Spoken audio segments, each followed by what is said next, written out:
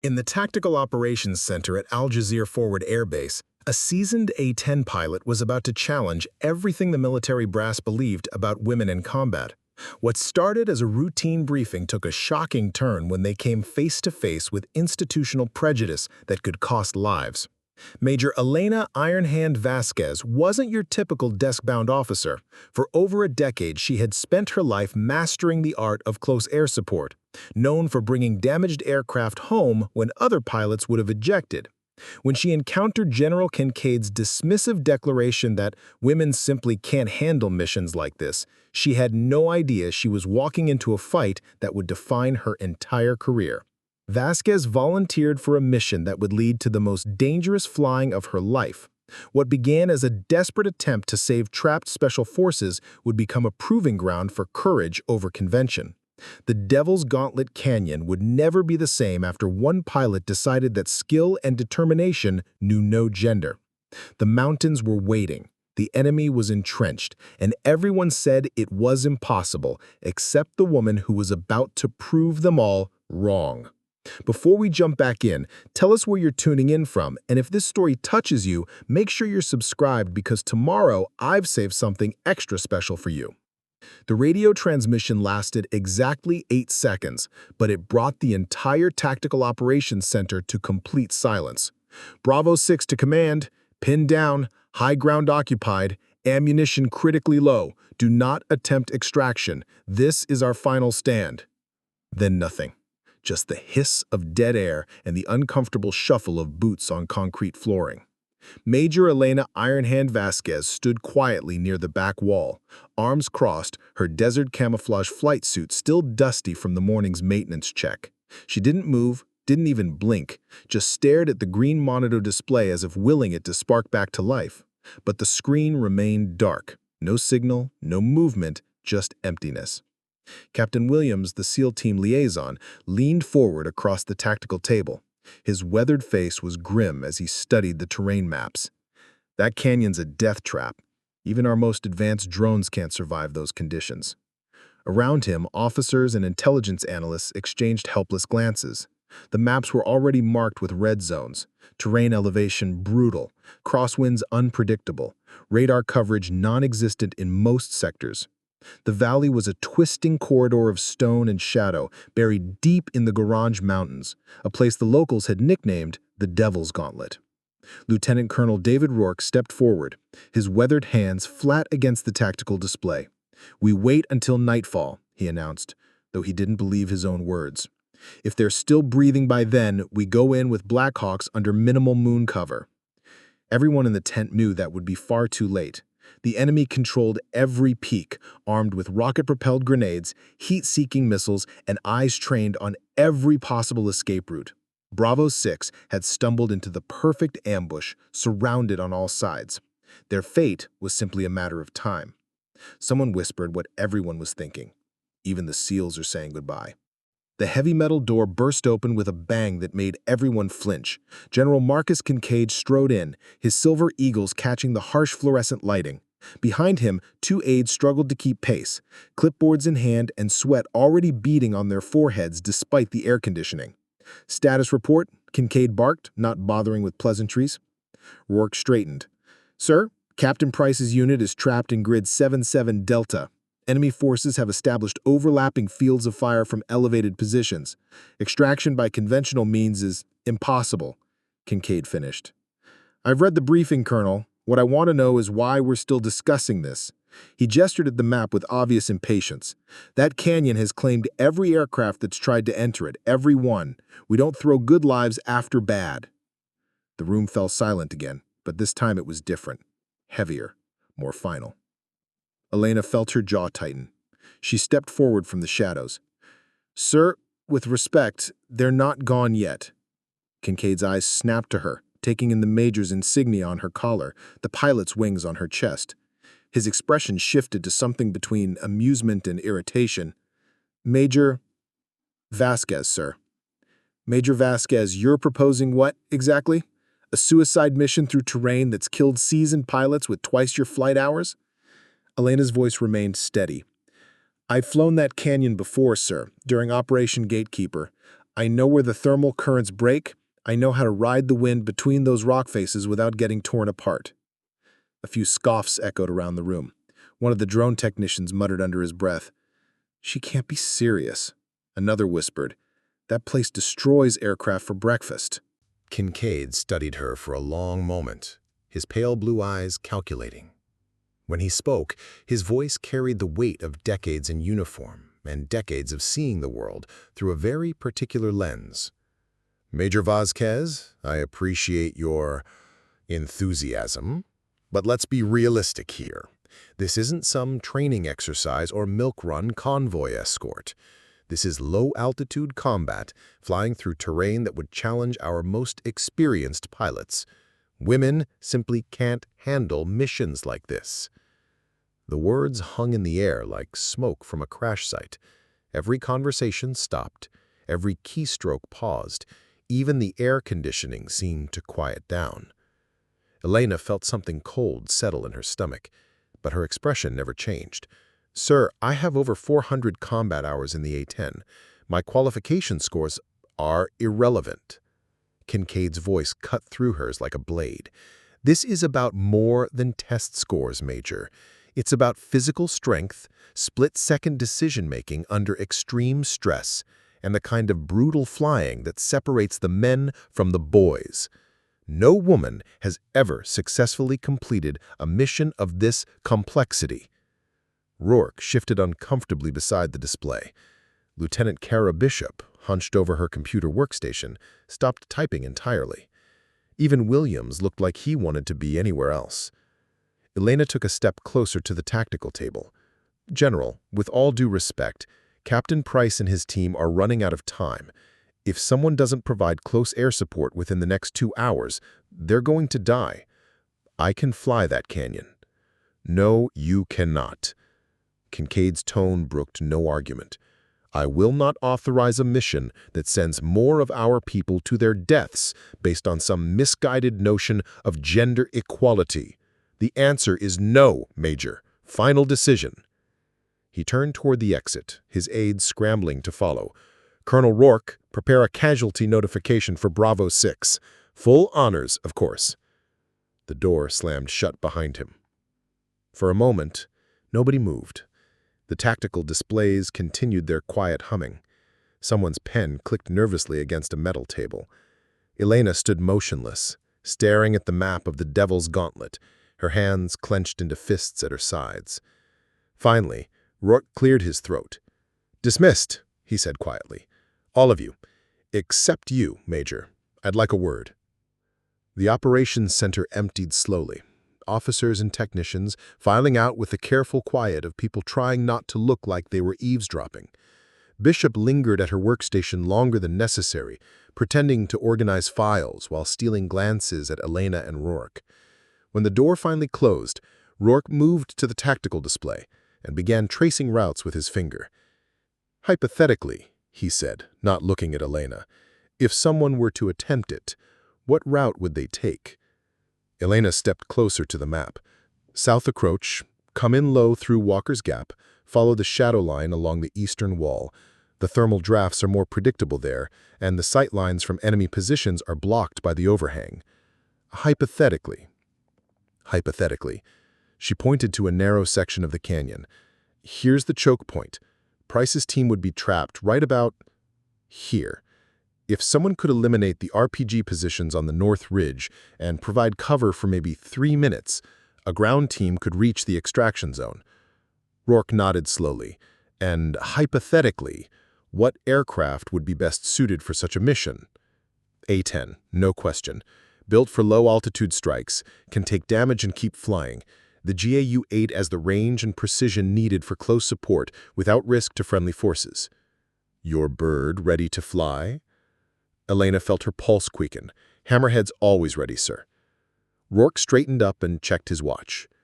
"I'm going to review some personnel files in my office. Shouldn't take more than, 30 minutes or so. After that, I'll expect a full briefing on the status of all aircraft in the fleet."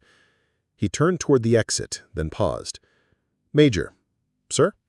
"Hypothetically speaking, if someone were to take unauthorized action, They'd be operating completely outside the chain of command.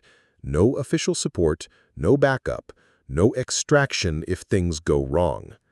Understood, sir. Good. He walked to his desk and picked up a manila folder, then held it out to her. Latest satellite data.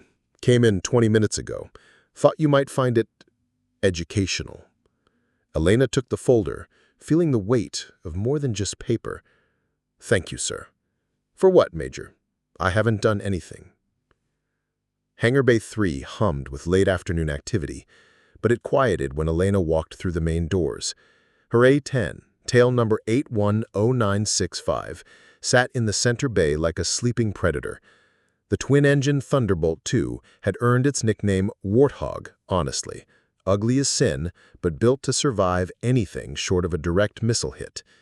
Chief Mechanic Warren Wrench Dawson looked up from underneath the aircraft's belly, grease streaks marking his weathered face. Major, wasn't expecting to see you again today. Need to run some diagnostics on Hammerhead? Elena said, trying to keep her voice casual. Flight readiness check. Dawson studied her for a moment, his experienced eyes taking in details that most people would miss. The tension at her shoulders, the way she kept glancing at the aircraft's weapons pylons, the folder tucked under her arm. Diagnostics, he repeated slowly. That's right. He wiped his hands on a rag and walked over to the aircraft's nose. Well, funny thing about that. I was just running some checks myself. GAU-8s loaded and cycled, flare dispensers topped off, hydraulics all green. Hell, even gave her a fresh coat of paint this morning. Elena felt a smile tug at the corner of her mouth. Coincidence? Must be. Dawson climbed up on the maintenance ladder and popped the canopy. Also coincidence that Lieutenant Bishop stopped by about 10 minutes ago. Said she needed to calibrate some equipment. Left this behind. He handed her a small radio unit, military specification but modified with additional encryption gear. Funny how these things just get forgotten. Before Elena could respond, footsteps echoed across the hangar floor. Lieutenant Bishop approached, looking nervous but determined. Major Vasquez, I might have accidentally programmed some terrain mapping data into that radio, real-time satellite feeds, topographical overlays, that sort of thing. Completely by accident, of course. Elena looked at the young officer, really looked at her. Bishop couldn't be more than 25, fresh out of MIT, probably never seen real combat, but here she was, risking her career for a mission that everyone said was impossible. Lieutenant, you understand what you're offering to do. Bishop straightened her shoulders. Yes, ma'am. I understand exactly what I'm doing. Dawson cleared his throat. Major, if you're planning some kind of diagnostic flight, you should know that the fuel tanks are full. All of them. External tanks, too. Also loaded up enough 30mm rounds to level a small city. Elena felt something warm and dangerous spreading in her chest. It wasn't hope. Hope was too fragile for what she was planning. It was certainty. The kind of clarity that comes when people who believe in you put their careers on the line. How long to prep for launch? For a diagnostic flight? Dawson grinned, showing teeth stained by decades of coffee and cigarettes. Hell, Major, I'd say she's ready right now. Bishop moved closer, lowering her voice. Ma'am, I can maintain tactical communications from the command center. If anyone asks, I'm just monitoring standard training frequencies. Elena nodded once, then climbed the ladder to her cockpit. The familiar, cramped space welcomed her like an old friend. Every switch, every display, every control surface was exactly where her hands expected them to be. She strapped in and began the pre-flight sequence. Tower Control, this is Ironhand requesting permission for routine training flight, local airspace. The response came immediately. Ironhand, you are cleared for immediate launch. Winds are favorable. Have a productive training session? She looked down at Dawson, who was standing beside the aircraft with a strange expression on his face. Chief. Major, you bring my bird back, you hear? Both of you come home. Roger that, Chief. The twin General Electric engines spooled up with their characteristic whine, growing to a roar that vibrated through the hangar walls. Elena felt Hammerhead's power coursing through the control stick, eager and responsive. She taxied out of the hangar and onto the runway, watching the sun begin its descent toward the western mountains. Somewhere out there, Captain Price and his team were counting down their final hours. Maybe their final minutes. Not on her watch. Hammerhead lifted off with the grace of something that had no business being airborne. Elena felt the familiar surge as the landing gear retracted and the aircraft found its element. No longer bound by gravity or convention or the opinions of generals who thought they knew what women could and couldn't do. She banked southwest, following the valley floor toward the distant peaks of the Grange Mountains. The landscape below shifted from the browns and greens of cultivated land to the harsh grays and reds of stone and desert. Behind her, the air base grew smaller until it disappeared entirely. "Ironhand, this is Overwatch." Bishop's voice crackled through her headset, using the tactical call sign they'd arranged. "I have you on scope. Current heading looks good." "Copy. Overwatch. What's the weather looking like?" "Winds aloft are gusty, but manageable. I'm showing some thermal activity building in the target area, but nothing outside normal parameters." She checked her instruments. All green. Fuel flow steady, weapon systems armed and ready. She was carrying a full load of 30mm depleted uranium rounds for the GAU-8 cannon, plus a mixed loadout of rockets and precision munitions on the wing pylons. The mountains grew larger ahead of her, their jagged peaks cutting into the sky like broken teeth. She could see the Devil's Gauntlet now, a dark slash in the rock face that seemed to swallow light itself. "Overwatch, I'm beginning descent to attack altitude." "Copy. Be advised, I'm picking up increased radio chatter from enemy frequencies. They know something's happening." Elena dropped Hammerhead to 500 feet above ground level, then lower. The aircraft handled the rough air with the solid confidence of something built for punishment. She followed the terrain contours, using hills and ridges to mask her approach. "Ironhand, this is... anyone out there?" The new voice cut through the static like a blade. Female, steady despite obvious stress. Sergeant Rahman. Elena keyed her radio. "This is Ironhand. I copy you, Sergeant." "Jesus, you're actually coming!" Rahman's relief was audible even through the interference. We thought everybody had written us off." "What's your status?" "Captain Price is wounded but mobile. We've got 3 KIA, 2 WIA. Enemy forces have us locked down from 3 sides. RPG teams on the North Ridge, heavy machine guns covering the eastern approach. They're moving armor up from the south." Elena steadied her tactical display, cross-referencing Rahman's report with the satellite data Bishop had provided. The situation was worse than the initial assessment. Price's team wasn't just trapped, they were about to be overrun. "How long can you hold?" "Not long. Maybe 10 minutes before they have us bracketed with mortars." Elena pushed the throttles forward, feeling Hammerhead surge ahead with purpose. The canyon mouth loomed ahead, a vertical gash in the mountainside that looked like the entrance to hell itself. "Sergeant, I need you to mark your position with smoke if you can. I'm coming in hot." "Roger, popping smoke. Now." A thin gray column rose from somewhere deep in the canyon, barely visible against the stone walls. Elena banked hard left, lining up her approach vector. The GPS showed her exactly where she needed to be, but GPS couldn't account for the crosswinds, the thermal updrafts, or the simple fact that she was about to fly an A-10 through terrain that had killed every pilot who tried it. "Overwatch, I'm entering the canyon now." "Copy. Ironhand, good luck." Preparing this story took us a lot of time, so if you were enjoying it, subscribe to our channel. It means a lot to us. Now back to the story. Elena dropped Hammerhead below the rim of the canyon and felt the world change around her. The walls rose on either side like massive monuments, blocking out the sky. The aircraft bucked and rolled as conflicting air currents slammed into it from all directions. She fought the controls, using both hands to keep the nose level as the stone walls blurred past her wingtips. 50 feet of clearance on the left, less on the right. The canyon narrowed ahead, forcing her even lower. Her heads-up display showed the first target zone approaching fast.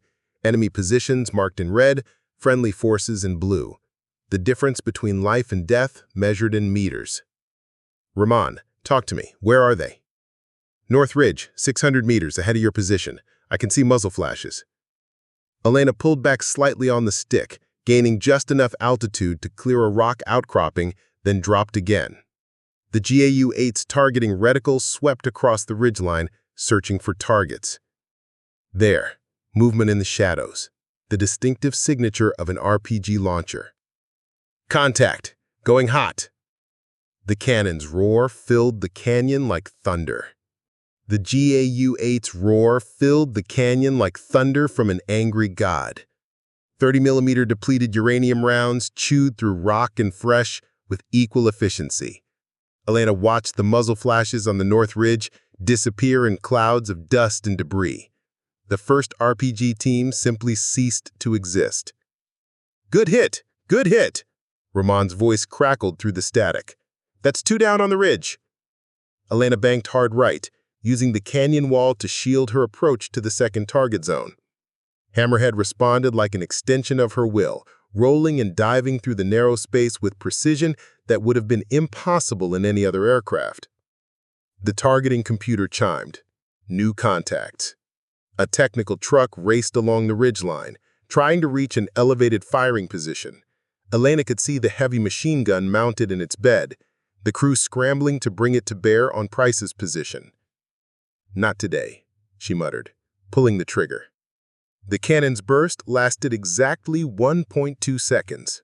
When the dust cleared, nothing remained of the truck but scattered metal and a black stain on the rock.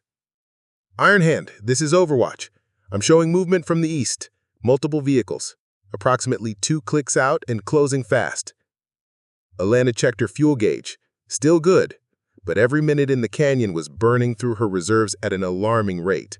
The constant maneuvering, the low-altitude flying, the high-powered bursts from the cannon, all of it demanded more from the engines than they were designed to give. Rahman, where's your team now?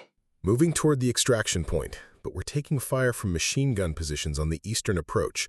Captain Price is hit worse than we thought. Elena pulled Hammerhead into a tight climbing turn, gaining just enough altitude to see over the canyon rim. There, 3 more RPG teams, spread out along the eastern wall. They had overlapping fields of fire covering the entire floor of the canyon. I see them. Going in. She rolled inverted and dove, dropping like a stone into the canyon's depths. The altimeter unwound rapidly. 200 feet, 150, 100. The canyon walls blurred past in a gray streak. At the last possible second, she pulled out of the dive and leveled off barely 50 feet above the canyon floor. The eastern wall rose beside her like a vertical highway. She could see individual faces among the enemy fighters, their expressions shifting from confidence to terror as 2 tons of American air power screamed past at 400 miles per hour. The GAU-8 spoke again. And again. Each burst was a surgical strike, eliminating threats with the kind of precision that came from years of training and natural talent working in perfect harmony. That's beautiful flying, Rahman said, her voice carrying a note of awe. I can see why they call you Ironhand. Elena allowed herself a tight smile. The call sign had come from her ability to muscle damaged aircraft home when other pilots would have ejected. Today she was proving that sometimes the best hands weren't the strongest, they were the most skilled. Overwatch, what's the status on those reinforcements? Closing fast. I'm reading armor signatures. Looks like they're bringing the heavy stuff. Elena checked her weapons display. Plenty of 30mm rounds remaining, but she was down to half her rocket complement. The precision strikes were effective, but they wouldn't be enough if enemy armor reached the canyon. Rahman, how long until your team reaches the LZ? 3 minutes, maybe 4.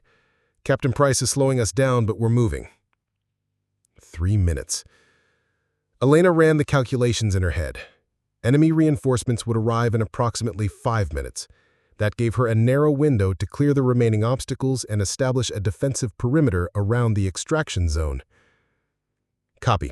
I'm moving to the southern approach. Keep your heads down.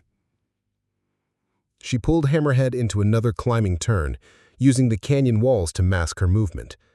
The aircraft shuddered as it hit a pocket of turbulent air, reminding her that she was flying in conditions that pushed both machine and pilot to their absolute limits. Below her, she could see Price's team moving through the rocks, 4 tiny figures making their way across terrain that had been turned into a killing field. One of them was being half-carried by another. Price, most likely, fighting to keep up despite his wounds. Elena felt something cold and determined settle in her chest. These people were depending on her, not just for close air support, but for proof that skill and courage could overcome prejudice and conventional wisdom. She was going to give them both. The tactical display flickered once, then died completely. Elena stared at the blank screen for a split second, then shifted her attention to the backup instruments. The constant maneuvering and vibration from the cannon fire had finally taken their toll on the electronics. She was flying blind now. No GPS, no targeting computer, no threat warning system. Just her eyes, her hands, and 40 years of combined experience between woman and machine. Overwatch, I've lost my tactical display. Copy. I still have you on satellite. Enemy forces are converging on 2 positions, machine gun nests at the eastern choke point and a mortar team setting up on the southern ridge. I could see the eastern positions now, muzzle flashes winking from carefully concealed bunkers carved into the rock face. They were positioned perfectly to cover the extraction zone, creating an interlocking field of fire that would shred anything trying to cross the open ground. I dropped Hammerhead to the deck, skimming the canyon floor at an altitude that would have made her instructors faint. Rocks and debris kicked up by her passage rattled against the aircraft's belly. The smell of hot metal and burned propellant filled the cockpit. Raman, I need you to coordinate your movement with my attack runs. When I engage the eastern positions, you move. When I'm reloading, you take cover. Roger that. We're in position. Elena lined up on the first machine gun nest using the shadows cast by the canyon walls to mask her approach. The enemy gunners never saw her coming. The GAU-8's burst lasted less than a second, but it was enough to reduce the position to rubble. Moving! Moving! Raman's voice carried over the radio as Price's team sprinted across the open ground. Elena pulled into a vertical climb, using the canyon wall as a shield while she repositioned for the next attack. Her hands moved automatically across the controls, making minute adjustments based on feel rather than instrumentation. Every vibration, every change in engine tone, every shift in the aircraft's balance told her something about their condition. They were holding together, but barely. Second position, coming in from the south, she announced, rolling into another attack run. This time the enemy was ready. Tracer rounds streaked past her canopy as the machine gunners tried to track her movement. Elena jinked left, then right, using the terrain to break their firing solution. The canyon had become a 3-dimensional chess game played at supersonic speed. Every move had to be calculated 3 steps ahead. Every decision balanced between aggression and survival. She fired again. The machine gun position disappeared in a cloud of dust and shrapnel. Clear, we're at the LZ. Rockman's voice carried a note of triumph, but Elena could hear the exhaustion underneath. They'd been fighting for hours, and it was taking its toll. Bishop, what's the status on those reinforcements? 2 minutes out. I'm reading multiple armor signatures and what looks like a mobile SAM unit. Surface-to-air missiles. Elena felt her jaw tighten. The canyon that had been her ally providing cover and concealment would become a trap the moment enemy missiles entered the equation. Rockman, how long until extraction? Helicopters are inbound, but they need the area cleared. There's still a mortar team on the southern ridge, and I'm seeing movement from additional infantry positions. Elena pulled Hammerhead into a tight turn, searching for the mortar team. There, movement on a rocky outcropping about 600 meters south of the LZ. She could see the distinctive shape of the mortar tube being adjusted for range. Found them. Going in. She dove toward the position, pushing the aircraft past its design limits. The airspeed indicator crept into the red zone, but she held the dive until the last possible second before pulling out. The GAU-8 roared once more. The mortar position vanished. That's the last of the heavy weapons, but we've got company coming. Through the canyon mouth, she could see dust clouds rising in the distance. The reinforcements were almost here, and when they arrived, the situation would shift from difficult to impossible. Time was running out. Elena could hear them before she could see them. The distinctive whine of diesel engines being pushed to their limits, the clank and rattle of tracked vehicles moving over rough terrain. The enemy reinforcements were less than a minute away from entering the canyon. Overwatch, give me a count. I'm reading 6 vehicles, 2 main battle tanks, 3 APCs, and what looks like a mobile SAM launcher. They're moving fast. Elena checked her weapons loadout. Half her rockets were gone, and the GAU-8 was down to 60% of its ammunition. Against armor, she'd need to make every shot count. Bishop, what's the status on those reinforcements? 2 minutes out. I'm reading multiple armor signatures and what looks like a mobile SAM launcher. Surface-to-air missiles. Elena felt her jaw tighten. The canyon that had been her ally, providing cover and concealment, would become a trap the moment enemy missiles entered the equation. Rockman, how long until extraction? Helicopters are inbound, but they need the area cleared. There's still a mortar team on the southern ridge, and I'm seeing movement from additional infantry positions. Elena pulled Hammerhead into a tight turn, searching for the mortar team. There, movement on a rocky outcropping about 600 meters south of the LZ. She could see the distinctive shape of the mortar tube being adjusted for range. Found them. Going in. She dove toward the position, pushing the aircraft past its design limits. The airspeed indicator crept into the red zone, but she held the dive until the last possible second before pulling out. The GAU-8 roared once more. The mortar position vanished. That's the last of the heavy weapons, but we've got company coming. Through the canyon mouth, she could see dust clouds rising in the distance. The reinforcements were almost here, and when they arrived, the situation would shift from difficult to impossible. Time was running out. Elena could hear them before she could see them, the distinctive whine of diesel engines being pushed to their limits, the clank and rattle of tracked vehicles moving over rough terrain. The enemy reinforcements were less than a minute away from entering the canyon. Overwatch, give me a count. I'm reading 6 vehicles, 2 main battle tanks, 3 APCs, and what looks like a mobile SAM launcher. They're moving fast. Elena checked her weapons loadout. Half her rockets were gone, and the GAU-8 was down to 60% of its ammunition. Against armor, she'd need to make every shot count. Bishop, what's the status on those reinforcements? 2 minutes out. I'm reading multiple armor signatures and what looks like a mobile SAM launcher. Surface-to-air missiles. Elena felt her jaw tighten. The canyon that had been her ally, providing cover and concealment, would become a trap the moment enemy missiles entered the equation. Rockman, how long until extraction? Helicopters are inbound, but they need the area cleared. There's still a mortar team on the southern ridge, and I'm seeing movement from additional infantry positions. Elena pulled Hammerhead into a tight turn, searching for the mortar team. There, movement on a rocky outcropping about 600 meters south of the LZ. She could see the distinctive shape of the mortar tube being adjusted for range. Found them. Going in. She dove toward the position, pushing the aircraft past its design limits.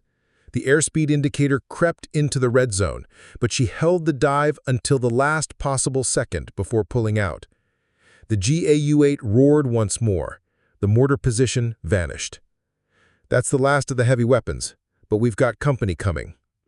Through the canyon mouth, she could see dust clouds rising in the distance. The reinforcements were almost here, and when they arrived, the situation would shift from difficult to impossible.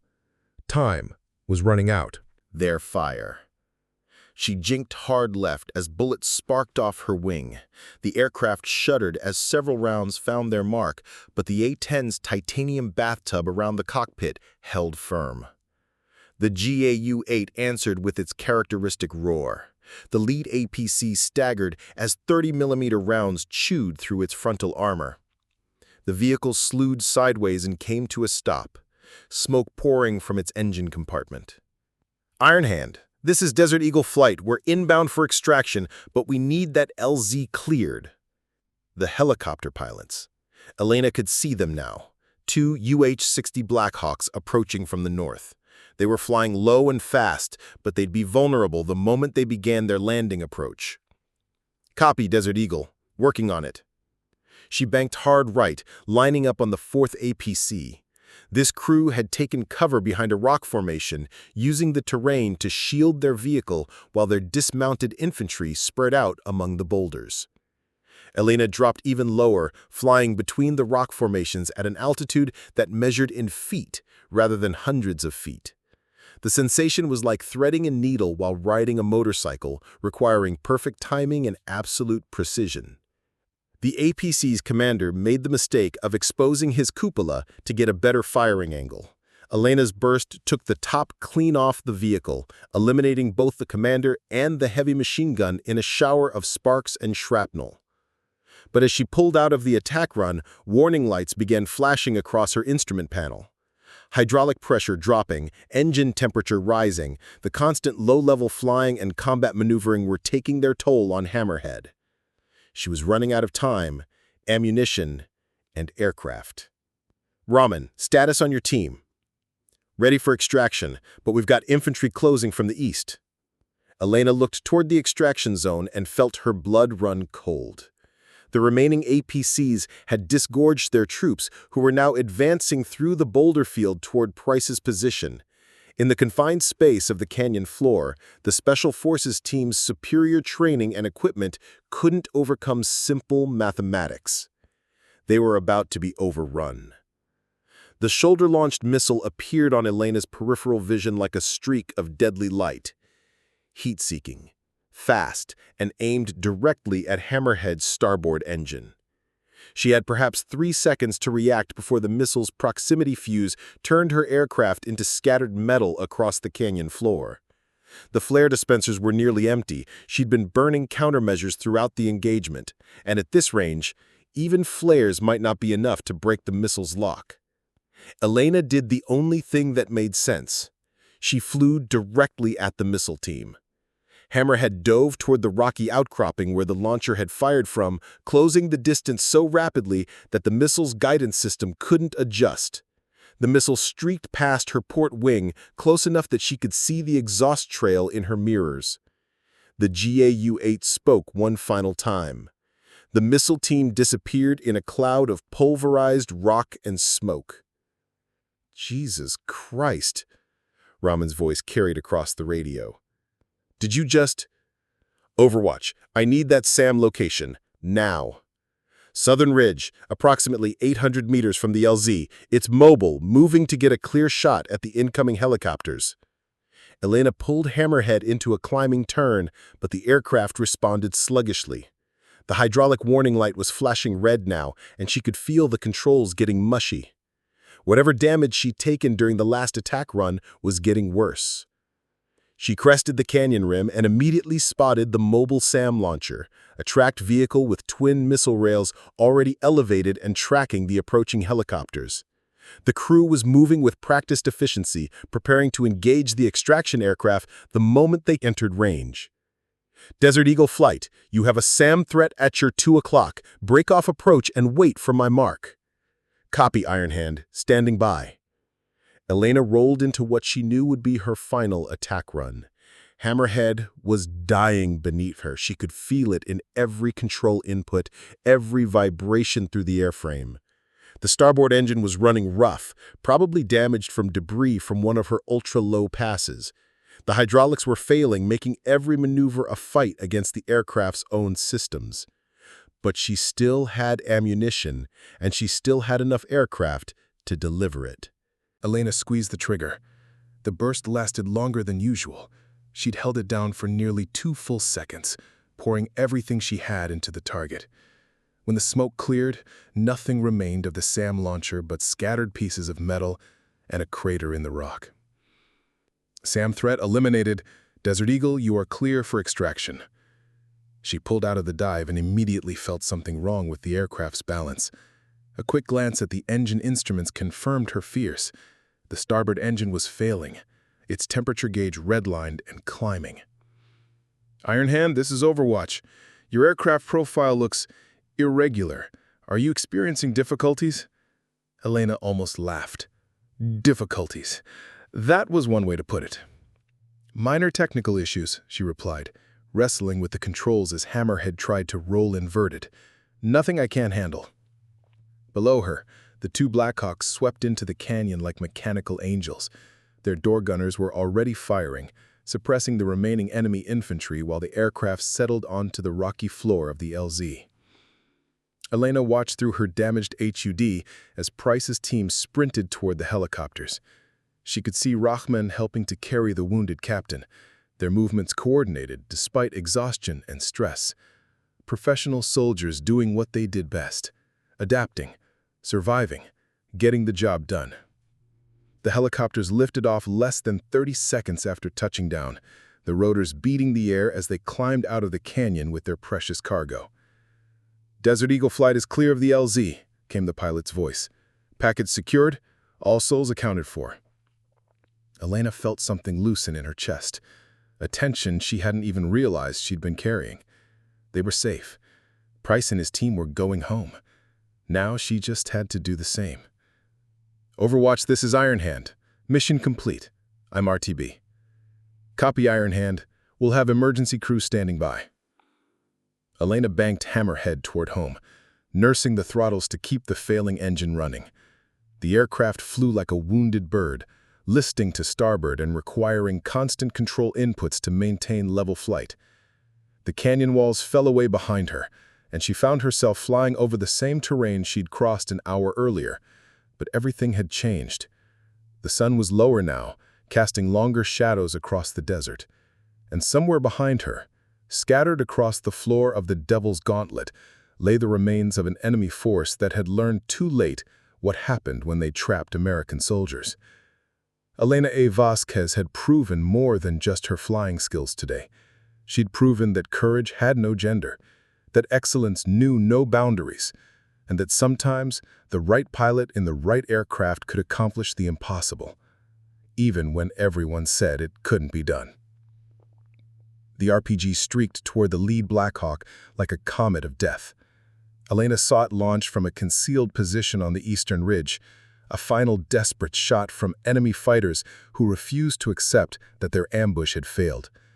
The heat-seeking warhead locked onto the helicopter's engine exhaust, tracking the aircraft with mechanical precision as it climbed out of the canyon.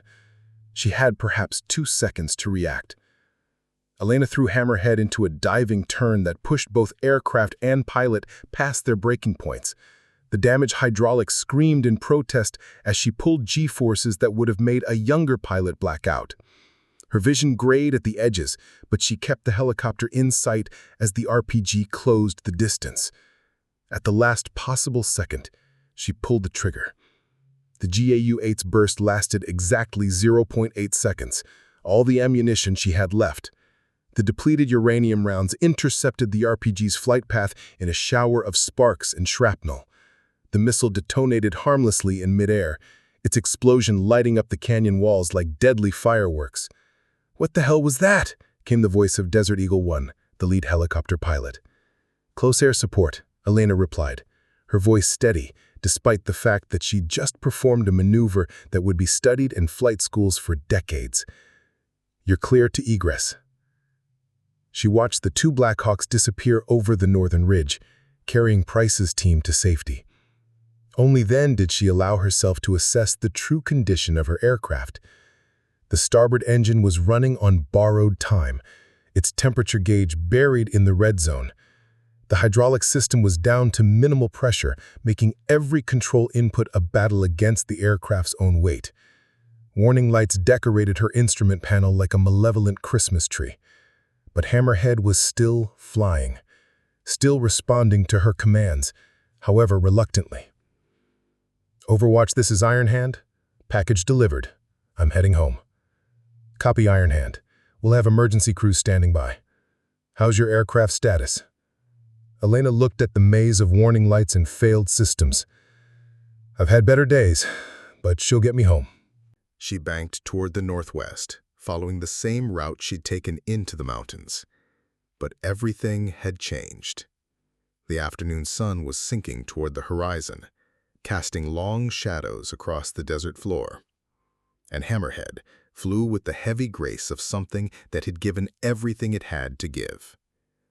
The starboard engine finally gave up the fight about 15 minutes into the flight home. Elena felt the power drop and watched the engine temperature spike beyond the gauge's range before the turbine simply stopped turning.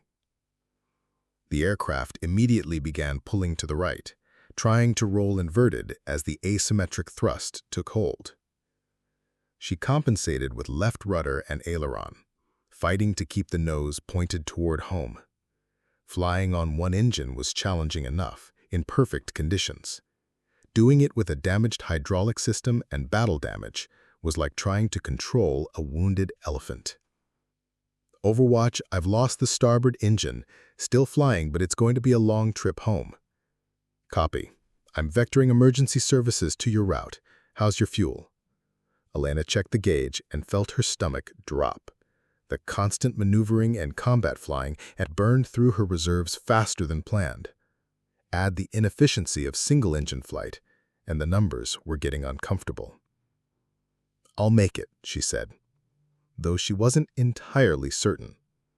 Just have the crash crews ready. The desert stretched endlessly below her, an ocean of sand and rock that looked increasingly hostile as Hammerhead limped northward. Every vibration, every change in engine tone, every shift in the aircraft's handling reminded her that she was flying a machine that should probably be in a scrapyard rather than the sky. But it was her machine, her Hammerhead. And they'd made a promise to each other years ago during a combat mission over hostile territory. They'd always bring each other home. Today would be no different. Jazeer Forward Air Base appeared on the horizon like a mirage, a cluster of buildings and runways shimmering in the desert heat. Elena felt a surge of relief that she immediately suppressed. She wasn't home yet, and landing a damaged A-10 on one engine would require every bit of skill she'd accumulated over her career. Tower, this is Ironhand requesting priority approach. I'm single engine with hydraulic failure and battle damage. Copy Ironhand, you are cleared direct approach runway 09er. Emergency crews are standing by. Wind is light and variable. Elena could see the fire trucks and ambulances already positioned along the runway, their red and white forms stark against the brown tarmac. Chief Dawson stood beside the lead crash truck, his weathered face turned skyward as he tracked her approach. Colonel Rourke's voice crackled over the radio. Ironhand, this is base ops. How do you assess your landing capability? Elena tested the controls, feeling the sluggish response of the damaged hydraulic system. The aircraft wanted to pull right constantly, requiring continuous left rudder to maintain directional control. The remaining engine was running hot, though still within acceptable parameters. I'll get her down, she said, though she wasn't entirely certain. Just have the crash crews ready. We have medical standing by for Captain Price's team. They wanted me to pass along their thanks. Elena smiled despite her exhaustion. They'd made it. All of them. Whatever happened during landing, the mission had been a success. She lined up on final approach, fighting the crosswind that tried to push Hammerhead off course. The runway grew larger in her windscreen, its painted centerline providing a reference point as she struggled to keep the aircraft aligned. The approach felt like flying through molasses. Every control input was delayed, filtered through damaged systems that responded with reluctant cooperation.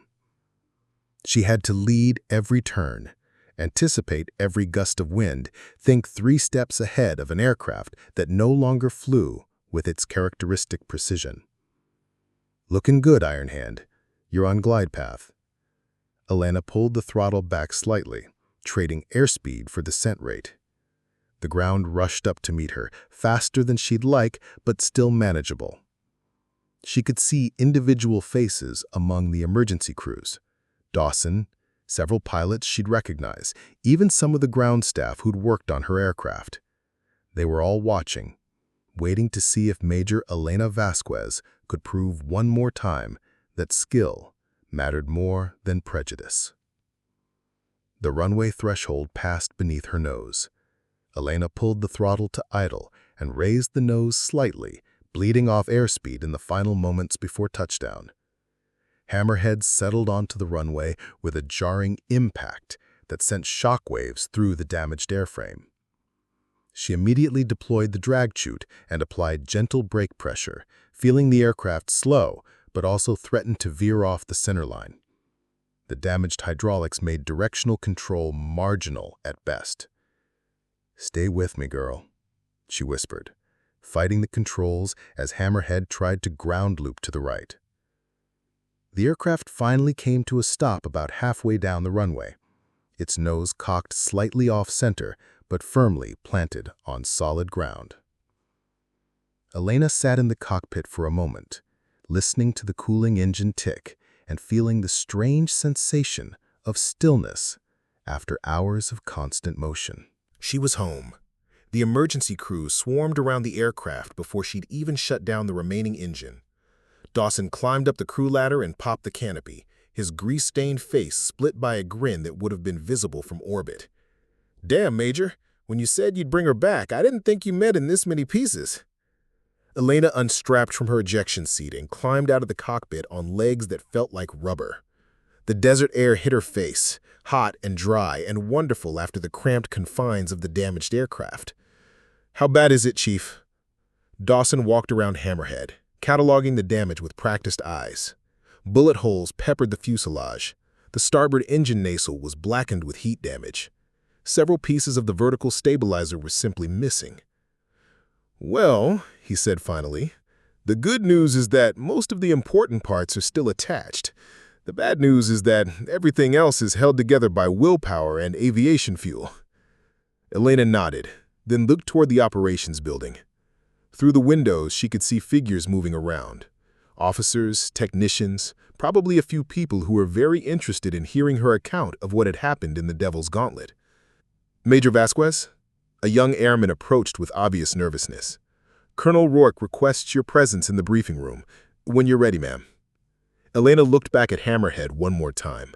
The aircraft sat on the tarmac like a wounded predator, battered but unbroken. They'd kept their promise to each other. "Tell the colonel I'll be right there," she said. The briefing room was packed with more brass than Elena had seen since her commissioning ceremony.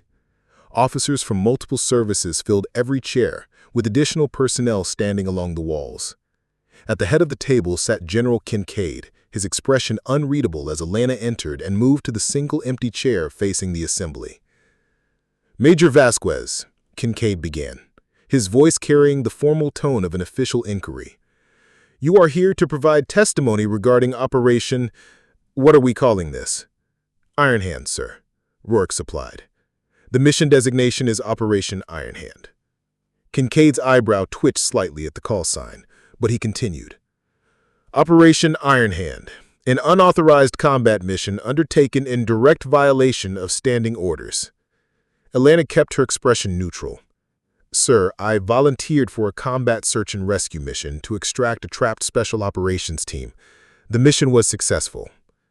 "The mission was unauthorized. You were specifically ordered not to attempt extraction." "You ordered that no one attempt extraction," Elena replied carefully. "I volunteered as an individual pilot to provide close air support for a team that would otherwise have been overrun." A murmur ran through the assembled officers.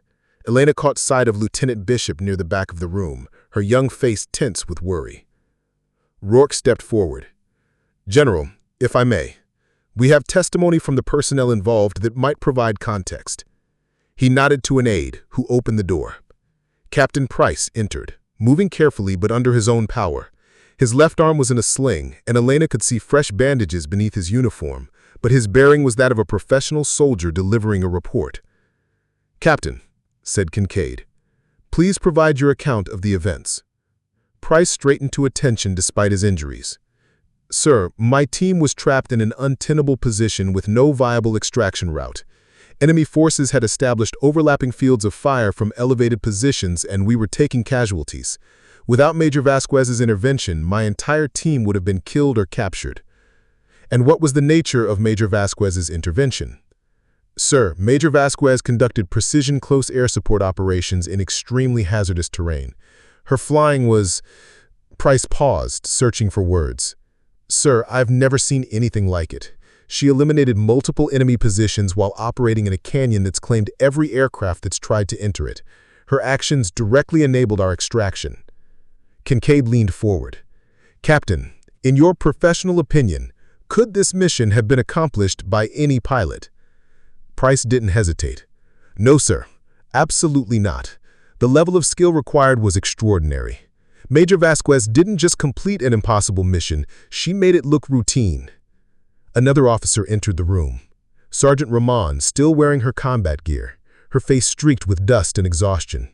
She moved to stand beside Price. "Sergeant," Kincaid addressed her, "what's your assessment?"